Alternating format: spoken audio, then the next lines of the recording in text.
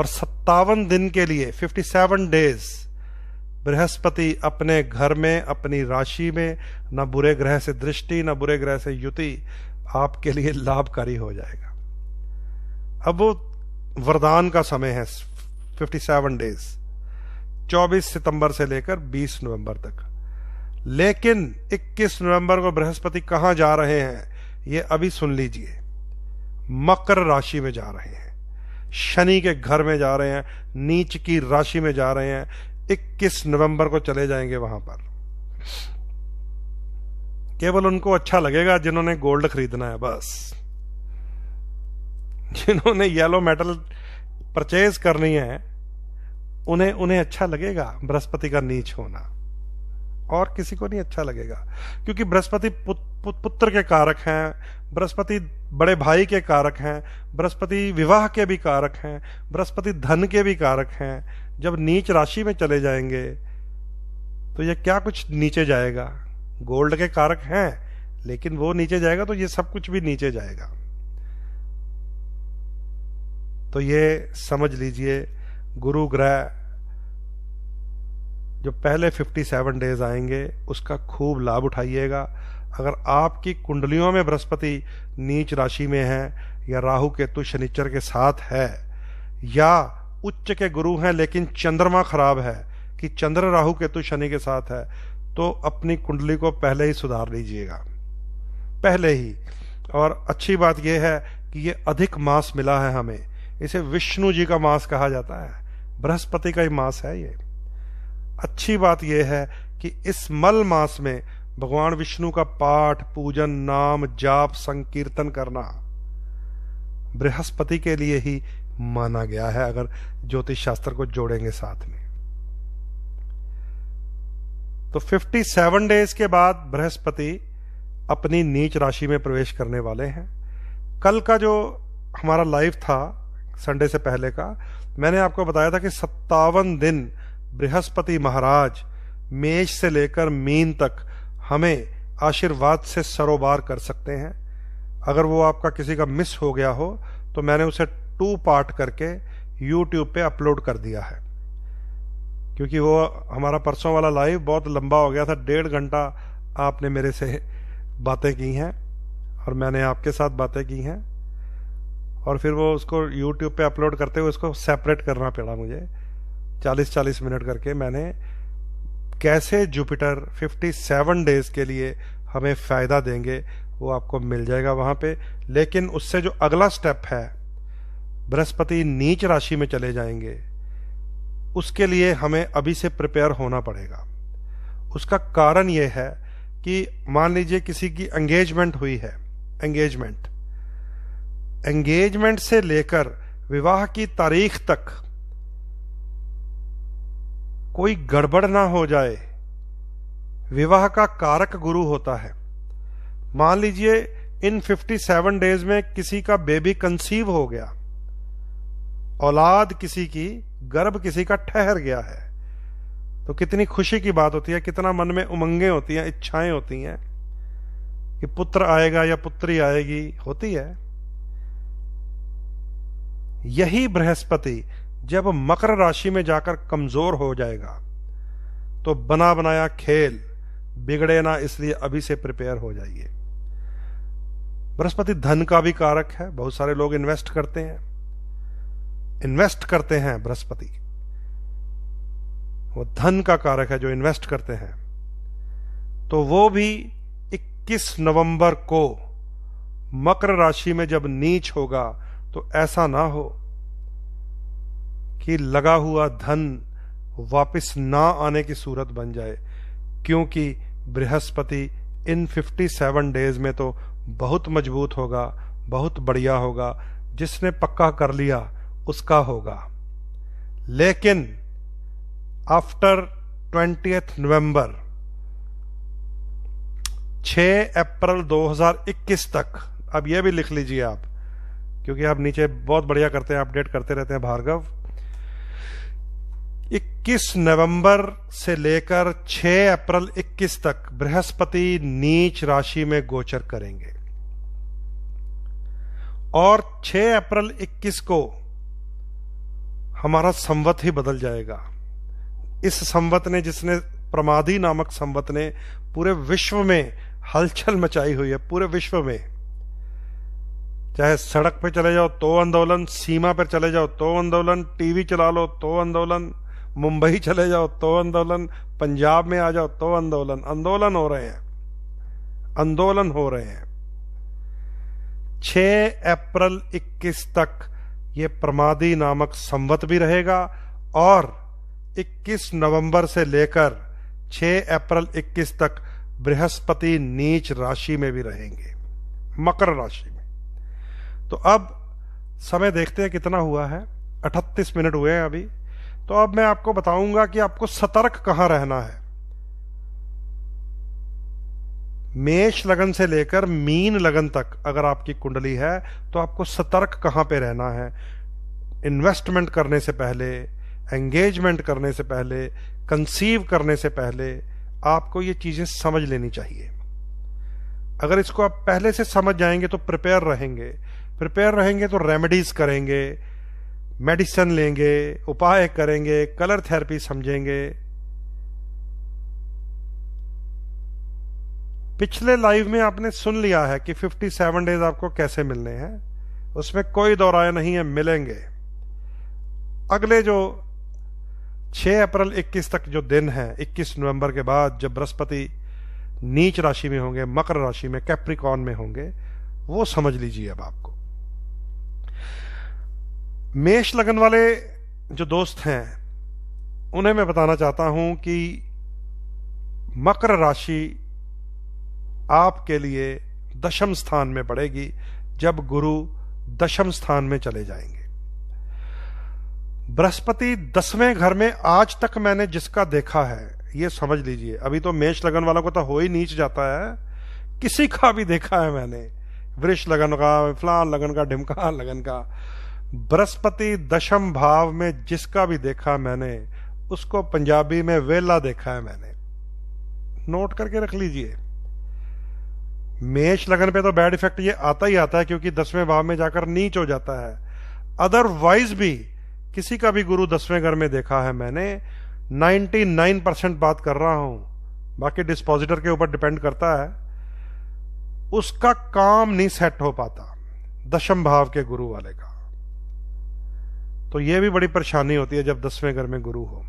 और मेष लगन वालों को तो 10वें घर में बृहस्पति का योग मिलने वाला है और यह योग 6 अप्रैल 2021 तक रहेगा। थोड़ा ध्यान रखना पड़ेगा, 20 नवंबर से शुरू हो जाएगा। ऐसे ही वृष लगन की बात करने जा रहा हूं मैं।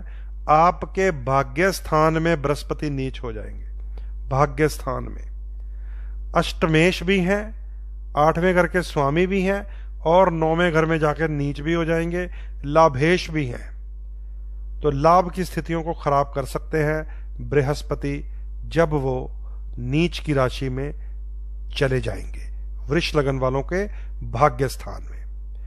मिथुन लगन वाले समझ लीजिए, मिथुन लगन वालों के लिए बहुत कीमती होते हैं जुपिटर। हालांकि वो देव है, वो दैत्य है, लेकिन जीवन साथी सप्तम स्थान के स्वामी और दशम कारोबार कर्म स्थान के स्वामी जुपिटर होते हैं। और मिथुन लगन वालों के लिए वो अष्टम स्थान में जाके नीच हो जाएंगे, मृत्यु स्थान में जाके। यहां पर बृहस्पति अफवाह भी फैलाता है। 8वें घर का बृहस्पति हो, विशेषकर छोटी बच्चियों की, कन्या की कुंडली में देख लो तो उनका खूब ख्याल रखा कीजिए। झूठे नाम, झूठे कलंक, झूठी बातें, करैक्टर के ऊपर उंगली उठती है। Jupiter in the 8th house अगर नीच हो तो 100%। तो ये मिथुन लगन वाले भी ध्यान रखें भाई। पत्नी स्थान का, पति स्थान का स्वामी भी है, कर्म स्थान का भी है। ऐसे ही कर्क लगन वाले ध्यान रखें जिनके लिए भाग्य के मालिक हैं गुरु आपके, 9th लॉर्ड। कहां जाकर नीच होने हैं? 7th हाउस में, ज्वाइंट वेंचर के हाउस में, जीवन साथी के हाउस में। विवाह का स्थान दूषित हो जाएगा जुपिटर के नीच होने से। सिंह लगन वाले समझ लीजिए, सिंह लगन वालों के लिए बृहस्पति 6ठे स्थान में जा रहे हैं। औलाद का सुख होता है बृहस्पति के पास सिंह लगन वालों के लिए, क्योंकि पंचम भाव के स्वामी हैं, संतान विद्या प्रेम संबंधों के स्वामी हैं, और 6th हाउस में जाकर वो नीच रहेंगे 20-21 नवंबर से लेकर 6 अप्रैल 21 तक। यहां पर आपको भी सतर्क रहना है, क्योंकि आप छठे घर में देखकर पीली चीजें बांट नहीं सकते, औलाद हाथ से ही निकल जाएगी, पेपरों में फेल ही हो जाता है इंसान। शनि ग्रह के दान होंगे, क्योंकि जिसके घर में जाकर बृहस्पति जी डाउन होने जा रहे हैं उसका इलाज होगा। ऐसा ना हो कि छठे घर में बृहस्पति है सिंह लगन वालों, और आप कहें जी छठे घर में गुरु है, कोई बात नहीं, लाल किताब में पढ़ा है मैंने, चने की दाल 40 दिन जल प्रवाह कर देंगे, 40 दिन चने की दाल जल प्रवाह कर देंगे, तो बड़ी तकड़ी गड़बड़ पैदा करेगा। समझते जाइए इन बातों को। कन्या जिनका लगन है, आपके लिए बृहस्पति सुख स्थान यानी कि 4th भाव के और विवाह स्थान यानी कि 7th भाव के स्वामी है, और 5th भाव में जाकर नीच हो जाएंगे। यह भी शुभ नहीं होगा, क्योंकि सुख का स्वामी नीच, विवाह स्थान का स्वामी नीच, औलाद के घर में जाकर नीच, यहां पर भी आपके लिए गड़बड़ पैदा कर सकता है। यहां पे ट्यून किया जाएगा, ट्यून किया जाएगा, समझ गए। तुला लगन वालों के लिए बृहस्पति पराक्रम के स्वामी हैं, 4th भाव में जाकर नीच हो जाएंगे, 4थे घर में, सुख स्थान में, जहां से भूमि वाहन मकान घर क्रय विक्रय होता है, वहां पर जाकर ये डाउन हो जाएंगे। तो ये ध्यान रखना है आपको कि अगर आप तुला लगन है तो आपके लिए नीच बृहस्पति कैसे शुभ होगा, नीच बृहस्पति कैसे शुभ होगा, इस बात के ऊपर आपको यह ध्यान रखना पड़ेगा, अदरवाइज खराब हो जाएगा अगर उसकी दशा हुई। क्योंकि तुला लगन वालों को मैं विशेष बता चुका हूं कि 3 लगन, वृष लगन, तुला लगन और मकर लगन वालों के लिए गुरु की दशा मार्क भी बन जाती है, सब जोड़ा हुआ निकल भी जाता है। तो ध्यान रखिएगा, सुख स्थान में जाके बृहस्पति डाउन जाएंगे। वृश्चिक लगन की बात करने जा रहा हूं, जिनके लिए बृहस्पति अति कीमती है, क्योंकि मैं स्वयं हूं। धन स्थान के स्वामी गुरु हैं, औलाद के संतान के विद्या के स्थान के स्वामी गुरु हैं, नीच रहेंगे। धन का स्वामी नीच, संतान का स्वामी नीच, पराक्रम स्थान में जाकर नीच हो जाएगा। 3रे घर में जुपिटर नीच हो जाए तो डिसीजन पावर फेल हो जाती है, कोई ना कोई गलती खुद होती है इंसान से। और नीच गुरु 3रे घर में हो तो किसी ना किसी बुजुर्ग के अपमान के कारण झेलना पड़ जाता है, याद रख लीजिए। क्योंकि 3रा घर मकर राशि यानी कि नीच, बृहस्पति यानी कि बुजुर्ग, गुरु सम्मान योग्य इंसान, इसलिए ध्यान रखना पड़ेगा वृश्चिक लगन वालों को। धनु लगन की बात कर रहा हूं, जिनके लिए राजयोगकारी होते हैं बृहस्पति। लगन के स्वामी है भैया, आपके राजयोगकारी है, जितना तगड़ा करेंगे उतना फायदा होगा आपको। लेकिन धन स्थान में जाकर नीच रहेंगे। 2nd हाउस में जाकर सुख का स्वामी और लगन का स्वामी अगर नीच हो गया तो आप क्या करेंगे? क्या नीच की चीजों को जल प्रवाह करेंगे 40 दिन? अपने लग्नेश को, अपने सुखेश को कि भैया तुम्हारा तो गुरु नीच है, क्या करोगे? दान करोगे या ग्रहण करोगे, या जिसने नीच किया है उसका इलाज करोगे? इसे समझ लेना। मकर लगन की बात करने जा रहा हूं, मकर लगन की बात करने जा रहा हूं, जिनके लिए बृहस्पति बहुत ही डेंजरस प्लैनेट होते हैं। व्ययेश 12वें घर के स्वामी, तृतीयेश 3rd लॉर्ड, मकर लगन, लगन की बात कर रहा हूं, लगन लगन लगन लगन लगन। और अभी भी पूछ रहे हैं कि सीता कौन थी और राम कौन था और लक्ष्मण कौन थे। मकर लगन वालों के लिए लगन में आकर नीच होंगे बृहस्पति, यानी कि यहां स्पॉट लगेगा, कोई ना कोई स्पॉट, क्योंकि 12th लॉर्ड इन द लगन, व्यय के स्वामी, किसी भी घर में चले जाए 12वें घर का स्वामी उस घर से नाता ही तोड़ देता है, रिश्ते ही खराब करवा देता है। और जब व्यय का स्वामी लगन में आ जाए तो समाज से नाता तोड़वा देता है, ध्यान रखिएगा। कुंभ लगन की बात करने जा रहा हूं मैं। कुंभ लगन वालों के लिए बृहस्पति की वैल्यू समझ लीजिए एक राशि आती है धन स्थान में, सेकंड हाउस में। एक राशि आती है 11th हाउस में, प्रमोशन एंड इनकम के घर में। लगन शनि का है दैत्य, लेकिन धन चाहिए, प्रमोशन चाहिए, आय चाहिए, लाभ चाहिए, यश चाहिए, तो देवगुरु बृहस्पति देते हैं।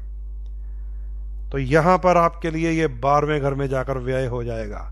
धनेश 12th हाउस में, इनकम का लॉर्ड 12th हाउस में। 12th हाउस क्या होता है? निकासी, खर्चा, अंत, समाप्ति, व्यय होना। तो अंत में समझ लीजिए मीन लगन, जिनके लिए लगन के लॉर्ड यानी कि नेम फेम के लॉर्ड, यश के, जनरल हेल्थ के लॉर्ड बृहस्पति खुद होते हैं। और कर्म 10वां घर, कारोबार के स्वामी बृहस्पति खुद होते हैं। और ये जाएंगे 11वें घर में नीच। जब आपका लगन का लॉर्ड नीच होगा 11वें घर में, जब आपके कर्म का स्वामी नीच होगा 11वें घर में, तो समझ लीजिए लग्नेश की शक्ति कमजोर होगी, कर्मेश की शक्ति कमजोर होगी, पिता, दादा, बाबा, बुजुर्ग के ऊपर कोई ना कोई रिस्क आ जाएगा घर में, क्योंकि 10th लॉर्ड नीच, लगन का लॉर्ड नीच। ये स्थिति मैंने लगन से बताई है, लगन से। और यह स्थिति रहेगी 21 नवंबर से लेकर जब तक संवत अंत तक। अब आपने ये समझ लिया है कि बृहस्पति हमारे लिए किन हाउसेस का स्वामी है, बृहस्पति हमारे लिए कितनी कीमत रखते हैं, बृहस्पति हमारे लिए कितने नेगेटिव हैं। नेगेटिव वालों को भी पता चल गया है कि दैत्य लगन वाले हैं अगर आप, तो बृहस्पति को आपको बड़े ही ध्यान से यूज करना पड़ेगा। स्ट्रांग तो कर नहीं सकते आप, पुखराज पहन नहीं सकते। और परसों वाले लाइव के बाद अगर मैं बताऊं मुझको कितने मैसेज मिले हैं, केसर का तिलक, केसर का तिलक, केसर का तिलक, कितने मैसेज मिले हैं मुझे। केवल इतनी सी भ्रांति ठीक करने से आपकी कुंडली ठीक हो जाएगी, इतनी सी भ्रांति ठीक करने से। क्योंकि जब बृहस्पति आप लोगों के लिए नेगेटिव लॉर्ड होगा दैत्य लगन वालों के लिए, तो आप केसर का तिलक लगाएंगे तो और परेशान हो जाएंगे। केसर का तिलक केवल और केवल वही लगन वाले लगा सकते हैं जिनकी बृहस्पति के साथ मित्रता है। मीन लगन वाले स्वयं बृहस्पति का लगन केसर का तिलक लगाएं। गुरु नीच भी होगा तो भी आपका नुकसान नहीं करेगा। शनि की डोनेशन करते रहना, शनि की डोनेशन करते रहना। शनि की डोनेशन कहां करनी है मैंने आपको सिखा दिया था। गरीब बच्चे को प्रसन्न करना है, गरीब बच्चे को प्रसन्न करना जिसके पैर में चप्पल ना हो, जूती ना हो। क्योंकि मीन लगन वालों के लिए वो लगन के भी स्वामी हैं और वो दशम के भी स्वामी हैं और शनि देव के लाभ के घर में जाके नीच होना है। हमने लाभ को भी नहीं खराब होने देना अपने। स्लम एरिया जैसे झुग्गी झोपड़ी टाइप होता है, इंडिया में तो बहुत है। बिल गेट्स दुनिया का एक अमीर आदमी है, बिल गेट्स। सुना है किसी ने नाम बिल गेट्स का? बिल्ली दा गेट नहीं, बिल्ली दा दरवाजा नहीं, बिल गेट्स की बात कर रहा हूं मैं, बिल गेट्स की। उसे क्या पड़ी है कि बॉम्बे की धारावी में आकर उसने एनजीओ बनाई है। बॉम्बे की धारावी में आकर उसने एनजीओ बनाई है। हिंदुस्तान की स्लम घाटी है, एक पूरा एक मुल्क ही है, वहां पे जाकर देखिए। WHO भी डरता है कि कोरोना काल में वहां नहीं जाना चाहिए। उस धनवान को, इस अमीर इंसान को क्या सूझी कि जो एशिया की सबसे बड़ी झोपड़पट्टी है वहां पर जाकर वो पति पत्नी सेवा करते हैं। बिल गेट्स की बात कर रहा हूं। अगर यहां पे किसी को उपाय बता दो ना कि ऐसा उपाय करना हो, पंडित जी कौन जाएगा, ऐसे करते हैं लोग, समझ गए। और गूगल कीजिए बिल गेट्स इन धारावी, आपको ऐसी ऐसी पिक्चरें नजर आएंगी। आप कहेंगे ये यार यहां ये इनके साथ बैठा हुआ क्या कर रहा है, जमीन पे बैठा हुआ है, उनके साथ हाथ मिला रहा है। ऐसे होता है शनि ग्रह उच्च, और जब शनि ग्रह उच्च हो जाता है तो राहु खेलता है। फिर चेले हैं ये, महादेव के बच्चे हैं शंकर भगवान जी के लिए। शंकर भगवान के लिए तो ये बच्चे हैं, महादेव के लिए। शिव जी का भैरव रूप होता है ना, वो शंकर भगवान का, उनके लिए ये तीनों बालक हैं, बालक। और अगर ये तीनों बालक प्रसन्न तो महादेव प्रसन्न, कुंडली का चंद्रमा मजबूत हो जाएगा। समझ गए? शंकर जी की विवाह की बात है, शंकर जी की विवाह की बात है कि बारात की लिस्ट बन रही थी। नारद जी ने कह दिया कि इन 3 जानों को नहीं लेके जाना। वो कहते कौन कौन? कहते एक शनि, एक राहु, एक केतु, ये तीनों शरारती बालक हैं, इन 3 जानों को लेके नहीं जाना शंकर जी की बारात में। ये वहां पे हुड़दंग मचा देंगे, धमा चौकड़ी पैदा कर देंगे। सुनिए किसी ने ये कथा, इसी में उपाय है, इसी में भोलेनाथ का नाम भोले भंडारी रखा गया था। ये शिव पुराण का एक अंश है कि नारद मुनि जी के हाथ में सारी व्यवस्था थी, और शिव जी के मैनेजर जो थे वो नंदी बाबा हैं। नंदी बाबा, नंदी बाबा को बोला कि इन तीनों को मत लेके जाना। नारद जी ने कह दिया, ना शनि को, ना राहु को, ना केतु को, इन 3 जानों को शंकर जी के विवाह में नहीं लेके जाना। तीनों नाराज हो गए, तीनों नाराज हो गए, बच्चों की तरह लौटने लग गए, शंकर भगवान के पैरों में बैठ गए जाके। हम नहीं खाना खाने वाले आज, हम कोई काम नहीं करने वाले आज। शंकर जी ने पूछा ऐसा क्या हो गया? शंकर जी ने पूछा ऐसा क्या हो गया? उन्होंने बोला जी हमें तो ना नंदी बाबा लेके जा रहे हैं, ना नारद जी लेके जा रहे हैं, हमें तो विवाह में लेके ही नहीं जा रहे। भगवान ने लीला क्रिएट करनी थी, लीला। भगवान ने लीला रचनी थी। उन्होंने नारद जी को भी बोल दिया और नंदी बाबा को भी बोल दिया कि ये तीनों बच्चे भी जाएंगे, इनको भी लेके जाएंगे, कोई बात नहीं है, इनको इंस्ट्रक्शन दे दो, शरारतें नहीं करेंगे, इनको भी लेके जाएंगे। क्योंकि शंकर भगवान ने तो स्वयं लीला करनी थी, वो तो भूतों के राजा बनकर जा रहे थे। मैना रानी को बताना था उन्होंने, सासू माँ के साथ उनका टकराव था। जो लोग शिव पुराण पढ़ते होंगे उन्हें पता होगा। तो वो जी लीला जो है आपको तो पता ही है, शंकर भगवान नंदी बाबा के ऊपर सवारी करते हुए भूत के रूप में वहां पहुंच गए। सारी सखियां बेहोश हो गई, मैना रानी मां उसकी बेहोश हो गई। शंकर जी ने अपना रूप फिर मां पार्वती की प्रार्थना पे वो रूप निकाला जहां पर यह श्लोक की रचना की गई थी, कर्पूर गौरम करुणावतारम संसार सारम भुजगेंद्रहारम सदा वसंतम हृदयारविंदे भवम भवामी सहितम नमामि। कि मां पार्वती ने मन ही मन प्रार्थना की कि हे भोलेनाथ मत कीजिए ये लीला, मत दिखाइए अपना 1000 वर्ष के बूढ़े का रूप, ये सर्पों की माला, ये नरमुंड, अपना सुंदर रूप दिखा दीजिए।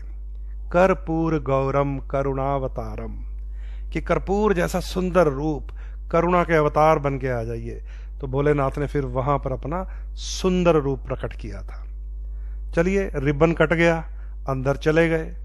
भोलेनाथ जी बैठ गए अपनी वेदी के ऊपर जहां पर लावा फेरे होने थे। अब इन 3 बालकों के ऊपर से सबकी नजर हट गई, शनि, राहु और केतु के ऊपर से। ये शरारती बालक निकल गए इधर उधर, घूमते घूमते तीनों कहां पहुंच गए? हिमालय राज की रसोई में। रसोई में पहुंच गए तीनों बालक। जाकर हलवाई को कहने लगे भैया हमें टेस्ट कराओ, तुमने क्या क्या बनाया, हम तो बाराती हैं। हलवाई कहता छोटे छोटे बच्चे हैं, ये क्या खा जाएंगे, करा देते हैं टेस्ट। बोले ये देखो जलेबी बनाई है। शनिदेव ने जलेबी उठाई, सारी जलेबियां खा गए, पूरी डकार गए। बोले इमरती बनाई है, ये देखो इमरती। बोले इमरती उठाई, सारी इमरतियां खा गए। राहु खाली गला घूम रहा था, नीचे पेट भी नहीं था जिसके, खाली हवा में गला। वो कहता मुझे पूड़ी दिखाओ कैसी बनाई है, कचौरी कैसी बनाई है, मिठाइयां कैसी बनाई है, तरकारी कैसी है, भाजी कैसी है। वो पूरी की पूरी खा गया राहु, हालांकि पेट भी नहीं है नीचे, मुख से खा गया सब कुछ। जब पूरा भंडार खा गए ये तीनों, भंडार, अब ये नोट कर लीजिए, कुंडली में जहां बैठे होते हैं, जिसके घर में जाते हैं, उसका भंडार खा जाते हैं जब तक कृपा ना होगी। कुंडली में लगन में बैठे तो लगन को खराब कर देगा, दूसरे घर में जाएगा धन का भंडार खा जाएगा, चौथे घर में जाएगा वाहन मकान बिकवा देगा, पंचम में जाएगा संतान को खा जाएगा। ऐसा बोला शनि के लिए। पूरा भंडार खा गए, हाहाकार मच गया बारात में। शंकर जी की ससुराल कांपने लग गई कि पूरी बारात बैठी है, इनको खाना खिलाना है। पूरी रसोई खा गए हैं तीन बालक। नारद जी ने ऐसे कर लिया, नंदी ने ऐसे कर लिया कि अब क्या करें। बहुत कहा था कि मत लेके जाओ, भोलेनाथ कहते नहीं, लेके ही जाना इनको। तो जब हाहाकार मची हुई थी तो नंदी बाबा ने भोलेनाथ के कान में जाकर बोल दिया कि महाराज आप जिन शरारतियों को ले आए हो, उन्होंने कारनामा करके दिखा दिया, भंडार खा गए हैं आपके ससुर का, और पूरी बारात अभी ऐसी की ऐसी पड़ी है, और आपको भी खाना नहीं मिलने वाला, क्योंकि आपका तो गोत्र ही नहीं मिल रहा किसी को। आपसे तो यही पूछी जा रहे हैं पिता का नाम क्या है, गोत्र क्या है। शिव जी के पिता का नाम क्या है, गोत्र क्या है, ये पूछ रहे हैं। कौन पूछ रहे पता? बृहस्पति महाराज पूछ रहे हैं। शिव जी के पिता का नाम पूछ रहे हैं, गोत्र पूछ रहे हैं। एक हाहाकार यहां मची हुई है वेदी पर कि जो अजन्मा है, जो अजूनी है, जो निर्भव है, जो निर्वैर है, उसका नाम पूछ रहे हैं, उसके गोत्र पूछे जा रहे हैं। एक हाहाकार ये मची हुई है, एक हाहाकार किचन में मची हुई है। तो शंकर जी ने कहा भैया वो वाली मैं संभाल लेता हूं, इसका भी ठीक करते हैं। शिव जी ने अपने त्रिशूल के साथ अपने गमछे की ऐसे गमछे में से निकाला कुछ, और नंदी को बोला ये पकड़, उसके मुंह में डाल दे राहु के।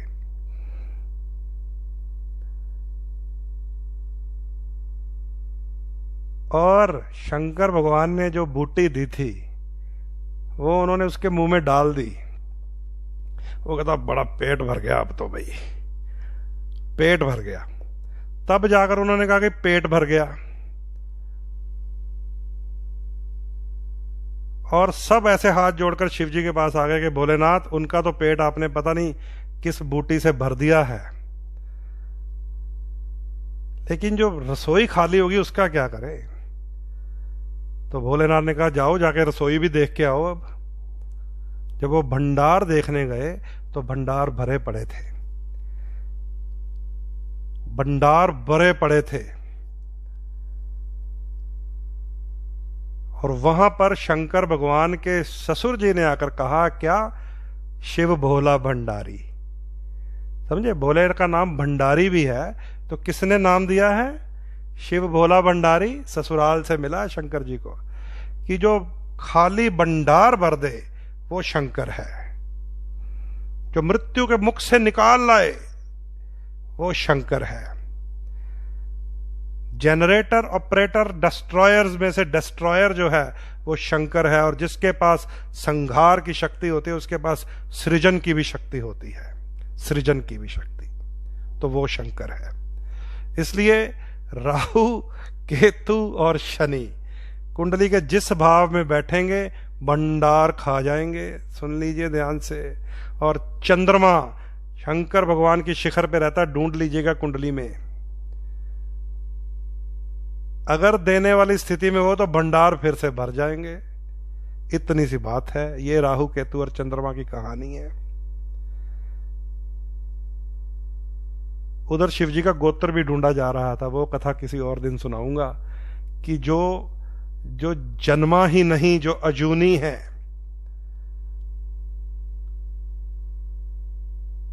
उनका गोत्र भी ढूंढा जा रहा था कि भैया विवाह करना है, संकल्प करना है, कन्या दान करना है, कुछ इन्फॉर्मेशन तो दे दो।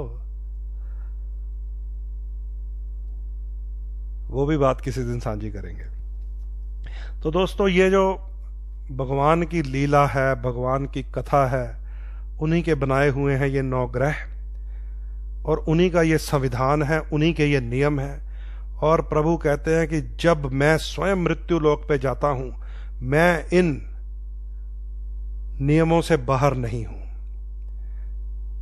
मैं भी अगर जीवन लेकर पृथ्वी पर जाऊंगा, अवतार लेकर जाऊंगा, तो मुझे भी राहु, केतु, शनि, मंगल, सूर्य, चंद्र, बृहस्पति के इन नियमों के बीच में से गुजरना पड़ेगा। मुझे भी जंगल जाना पड़ेगा, मुझे भी वनवास मिल सकता है, मुझे भी युद्ध करने पड़ सकते हैं, मैं भी द्यूत कीड़ा में हार सकता हूं।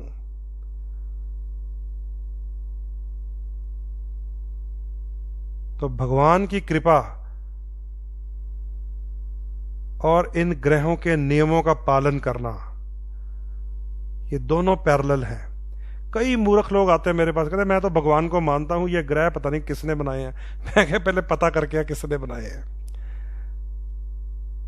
हम ट्रैफिक में जाते ना, ट्रैफिक में ट्रैफिक सिग्नल देखा ना हमने, red yellow green, red yellow green.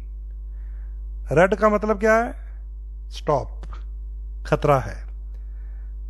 Yellow का मतलब क्या है? Brihaspati, alert, alert. ग्रीन का मतलब क्या है? बुध, चलिए। लाल का मतलब खतरा है, मंगल है, डंडे वाला सिपाही है। येलो का मतलब अलर्ट हो जाइए, बृहस्पति ग्रह है। ग्रीन का मतलब बुध है, डिसीजन लीजिए, चलिए। लेकिन मैं कहूं अगर कि मेरा तो ट्रैफिक इंचार्ज दोस्त है, मैं तो उसको मानता, मैं ये रेड येलो व्हाइट को नहीं मानता, ग्रीन को नहीं मानता। मैं तो कमिश्नर साहब मेरे वाकफ है, फलाना एमएलए मेरा दोस्त है, हम तो इकट्ठे क्रिकेट खेलते रहे हैं। मैं ये लाल पीली बत्तियों को नहीं मानता। मेरे दोस्त हैं सारे, मेरे भगवान दोस्त हैं। तो आप लाल बत्ती में घुस जाइए, उधर से शनि आएगा ट्रक बन के, ठक मार देगा। वो जो दोस्त थे एमएलए, जो कमिश्नर, वो कहेंगे भैया मेरे दोस्त थे तो क्या हुआ, ये नियम भी मैंने ही बनाए हैं, ये मंगल मैंने बनाया, ये बृहस्पति मैंने बनाया, ये बुध मैंने बनाया, ये लाल बत्ती भी मैंने ही लगवाई है चौक में। वो उधर से शनि के रूप में आता है, राहु के रूप में बुलडोजर आता है, ट्रक आता है। क्यों पंगे लेते हो मेरे नियमों से? तो जितने मर्जी दोस्त बन जाओ भैया, आप मंत्री के दोस्त बन जाओ, कमिश्नर के दोस्त बन जाओ, नेता के दोस्त बन जाओ, अगर उसी के संविधान में लिखी हुई लाल पीली हरी बत्ती बृहस्पति मंगल और बुध को नहीं मानोगे, तो वो कहेगा अच्छा चलो मर गया तो मर गया, अब मैं क्या करूं, श्रद्धांजलि दे दूंगा जब इसका दिन आएगा। और जब तक वो दिन आता है वो भूल चुके होते हैं, चल परे और कोई आन दे। इसलिए ऐसे मूर्खों से भी बचना पड़ता है हमें। ऐसे बड़े मूर्ख आते हैं हमारे पास, बड़े आते हैं, बहुत आते हैं। उन्हें समझाना पड़ता है ये नियम है दोस्त, तुम मृत्यु लोक में रहते हो। मृत्यु लोक में भगवान जब अवतार लेते हैं ना, उनकी पत्नी का भी अपहरण हो जाता है। मृत्यु लोक में भगवान जब अवतार लेते हैं ना, तो उन्हें भी मथुरा की जेल में अवतार लेना पड़ता है। ये मृत्यु लोक है। यहाँ पे भगवान भी अपने ही बनाए हुए नियमों के में से बीच में से निकल कर अवतार पूर्ण होता है। तो ये कथा कहानियां, ये नियम, ये ग्रह, ये नक्षत्र, ये तारे,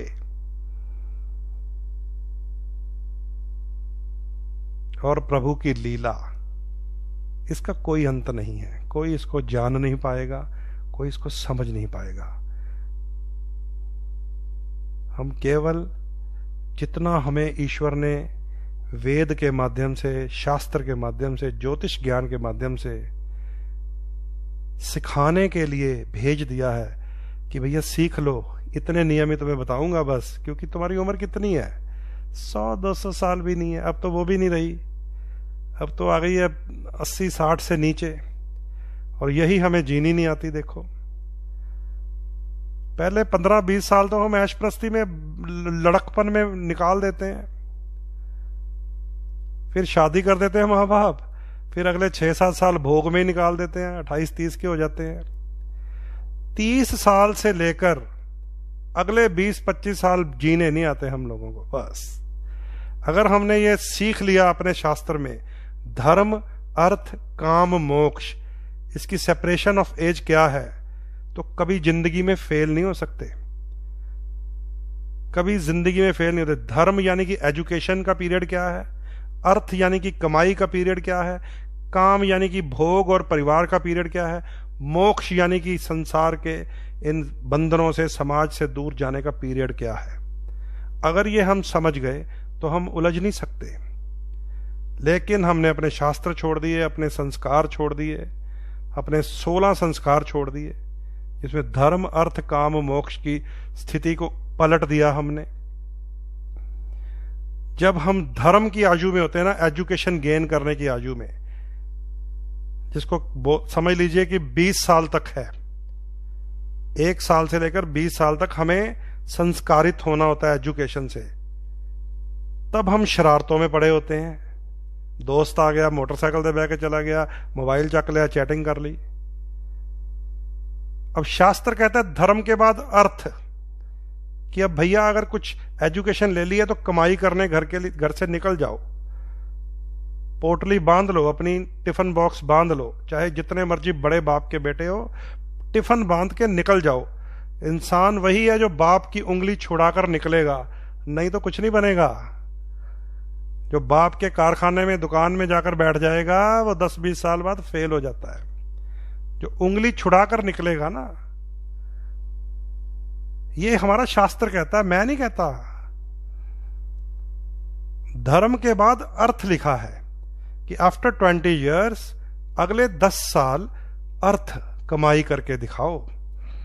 हम क्या करते हैं, आफ्टर 20 ईयर मम्मी डैडी कहेंगे मुंडे का ब्याह कर दो,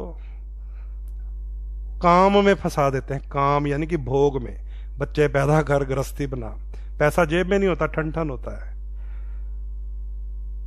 रिश्ता करने में पूछो क्या काम करता है, डैडी नल बहंदा है, डैडी नल बहंदा है। कमाई की करता है, डैडी नल बहंदा है, डैडी नल बहंदा है। और पर्सनल क्या है, नहीं नहीं डैडी नल बहंदा है, डैडी नल ही बहंदा है। शास्त्र कहता है कि पहले धर्म, फिर अर्थ, फिर काम, यानी कि फिर भोग और बच्चे पैदा करो। समाज क्या कहता है, पहले धर्म, उसमें भी एजुकेशन में भी शरारतें करो, फिर काम, यानी कि उस टाइम, उसके बाद 20-21 साल की एज में कर दो शादी, बच्चे पैदा कराओ इससे 3-4। और जब वो थक जाता है 30 साल तक, फिर उसे याद आता है यार पैसा ही कमा लूं थोड़ा, अर्थ की तरफ तब भागता है। समझे, ये समाज इतना इम्बैलेंस हो चुका है हमारा। उधर 16 संस्कारों की किताब खोल लोगे क्या, पहले धर्म, फिर अर्थ 30 साल तक, फिर काम 40 साल तक, विवाह और बालक बालिकाएं बनाओ ताकि संसार का ताना बाना भी बना रहे। उसके बाद 58 साल की एज में सरकार रिटायर करती है, 60 साल लगा लो चलो। वो काम के दिन होते हैं, गृहस्थी के दिन। और उसके बाद मोक्ष। मोक्ष का मतलब संसारिक बंधनों से अपने आप को अलग करो। अगर आप कुर्सी के ऊपर बैठे हो, अब अपने बेटे को कहो भैया अब तू आ जा। यहाँ पे तो अंकल जी, बापू जी, डैडी जी 80 साल के हो जाते हैं, गद्दी छोड़ते नहीं है, और वही पुरानी लेजर कैश बुक लिख रहे होते हैं, कंप्यूटर लेके ही नहीं आते हैं, फेल हो जाता है बिजनेस। तो हमारा शास्त्र कहता है अपने अगले बच्चों को आप मैनेजमेंट ऑफ लाइफ में ले जाइए। ये भारत का सनातन शास्त्र है।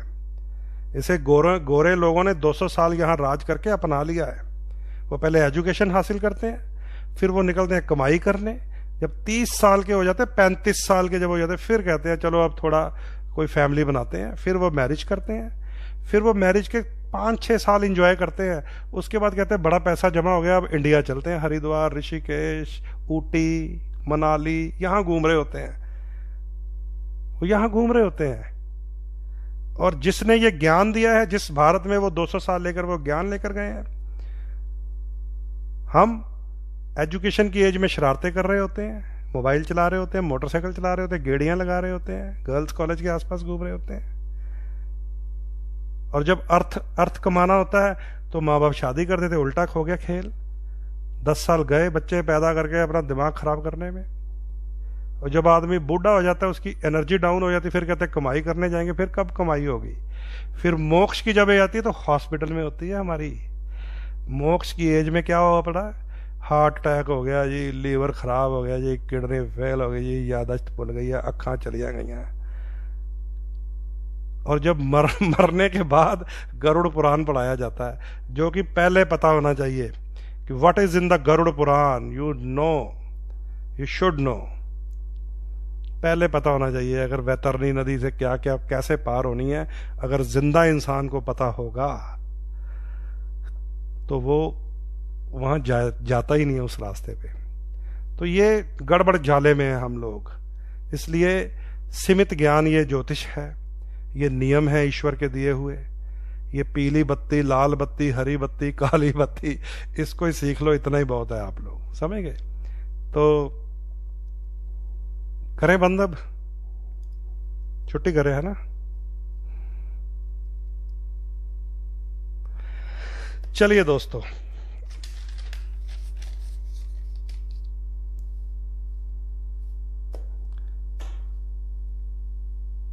वो जो रात को वॉचमैन होता है ना, वॉचमैन